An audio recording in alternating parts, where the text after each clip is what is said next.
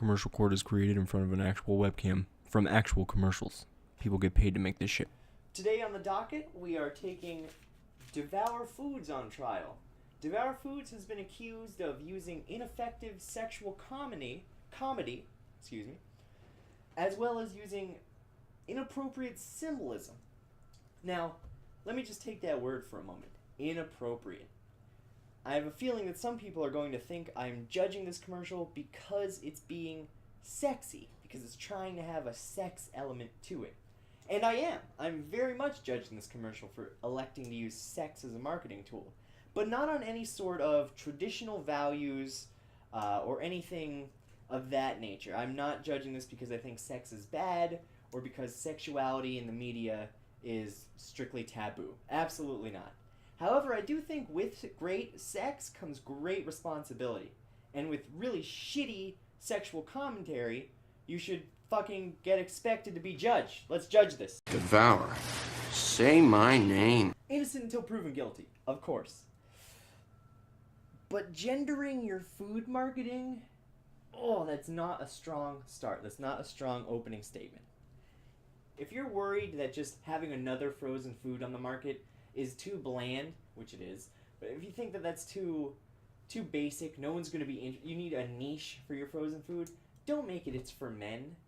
Don't make it it's for women. That's not a good demographic to pick. Oh, and by the way, Hungry Man is already doing that. There's a very well-known, oriented towards males meal called Hungry Man, and at least their shtick is we give you a shitload of food. It's a ton of food. It's like a pound of frozen food. It's a frozen dinner, but it's still a lot compared to like a little pizza or a Hot Pocket or something. There's a lot of food in a Hungry Man. It will fill up a whole man. Look at how big I am. Whoa, I need so much food. My little microwave brownie has to be 3 by 3. I can't eat a 2-inch by 2-inch microwave brownie. That's not going to fill up my man muscle stomach, is it? But what if I want the sexiest food in the freezer aisle? Because so often when I'm shopping and I get to my frozen food section of shopping, I think,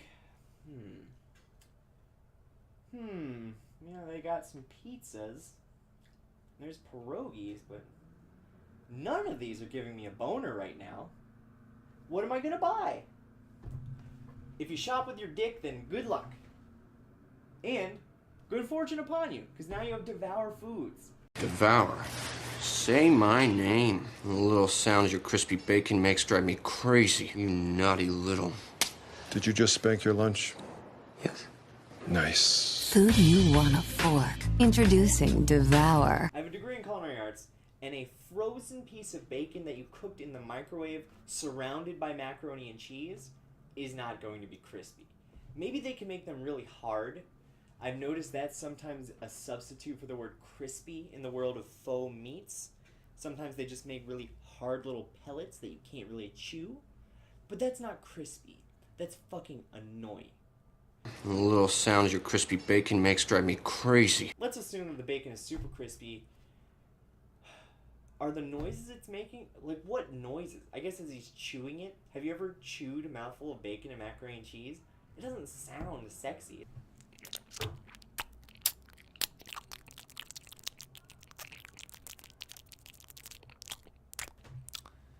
Which I guess in some like hyper-realistic sense does sound sexual, but it doesn't sound sexually appealing. Let's talk about our characters here. We have our man interacting with the mac and cheese. In today's target market, we see a unremarkable white male who works at a mechanic, it looks like, at a car garage as a mechanic, and he on his lunch break has elected to microwave a plastic bowl of bacon, macaroni, and cheese. Seems fine.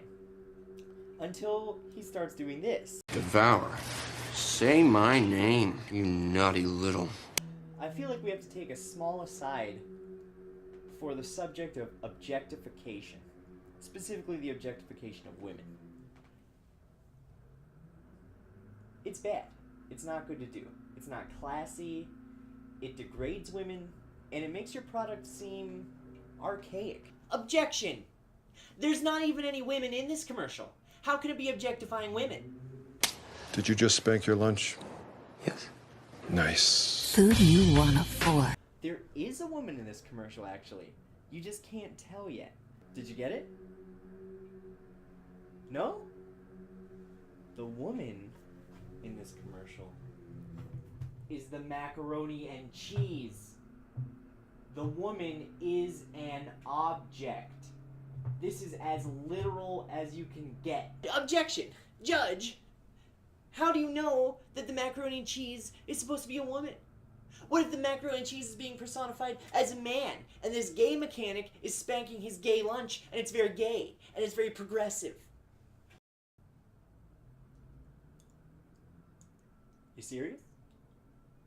Overruled. Alright, here's another great ad they've put out where a pool boy is enjoying something. Oh yeah, these chicken enchilada sweets are so creamy, Mrs. S. It's so creamy. Creamy cream. Oh, yeah. Oh yeah. Oh. Creamy. Hey, you're eating my meal, you punk. And you know what? That is objectification of women. I don't care what you say. That lady is not giving a gay enchilada to that gay pool boy. That pool boy is eating that enchilada pussy. That enchilada is very much a pussy at this point, and he's eating it.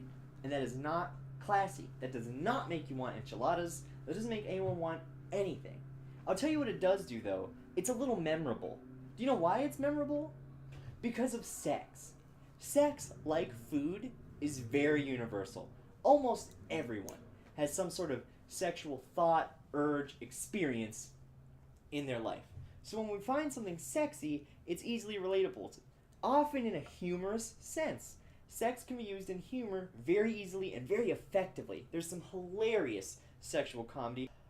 Here's another one from their Twitter. In this, you can see this man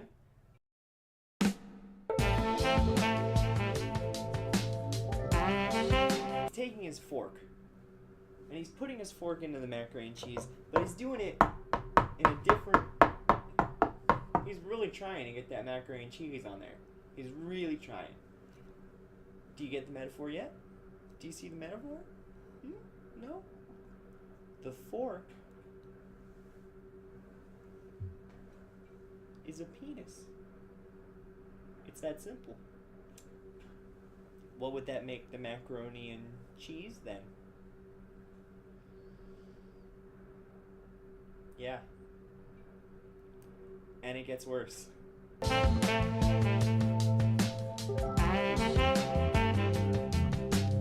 Oh, remember that episode of South Park?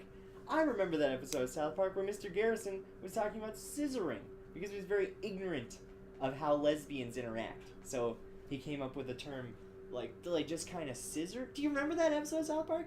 Hey, guess what? Here's my reenactment of how that got in the commercial.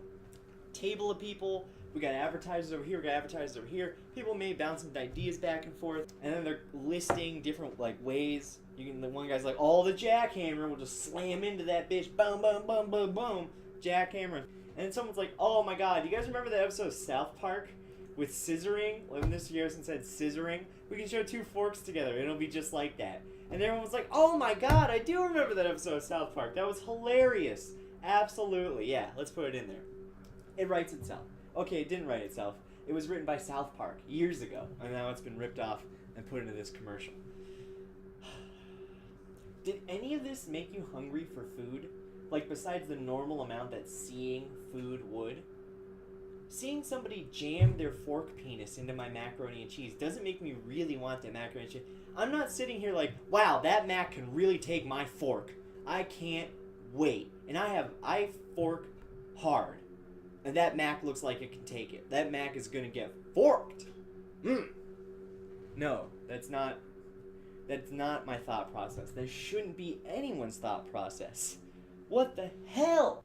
Sexy food looks good. A plate of fried chicken can be sexy if it's fresh out of the fryer and it's beautiful golden brown. That can absolutely be sexy. But nobody wants to see a piece of fried chicken dancing on a strip pole. No, nobody wants to see a beautiful plate of fried chicken with greens and and corn and all the beautiful plate of fried chicken, and then me to come out with a fucking wad of ones and be like, oh yeah, making it rain on that chick. Does that make you want a piece of fried chicken? Because that's this commercial. I just took their premise and put it into a different scenario. But any of that would work. Oh, here's one. You get the freezer aisle. Man, I even hate thinking of this commercial. Thinking of this commercial makes me feel like an asshole. Thank God they didn't use this. So there's an aisle of frozen foods. And we can do, as close as we can get to making it say like Hot Pocket and Bagel Bites and P.F. Chang's and all of our competitors. And then it shows the Devour foods, and the Devour foods have like crushed up corners, and and maybe even someone's like looking at it like, what the hell? Why is the corner all crushed on this box? It's like gray and frayed, like white frayed paper, like it's all crushed. And then like maybe someone's trying to figure this out. Oh, maybe the clerk even after getting another one returned is like, why are these all getting returned? Why is the corner ripped? So she like pokes a little view hole through. She sneaks through the aisle, maybe the milk aisle, and then she's looking into the frozen aisle, but no one knows she's there. And she's looking at the Devour foods, and this guy is walking by, male dude. He's walking by and he looks to the right and he sees the Devour foods and he's like, oh, baby. He opens up the freezer and he gives it a little pinch. He's like, ooh, I like that. And then he keeps walking by. And then every dude who walks through is like, oh, wow. Just gotta touch that. Wouldn't that be the same thing? That would be exactly what they're doing in this commercial. Blech. Ew. None of this makes me hungry. None of this makes me want your meal over a different meal. The sexiest meal isn't a good goal to set for yourself. This marketing campaign is guilty of ineffective sexual comedy. Done. God. I was not yum. That didn't look tasty at all.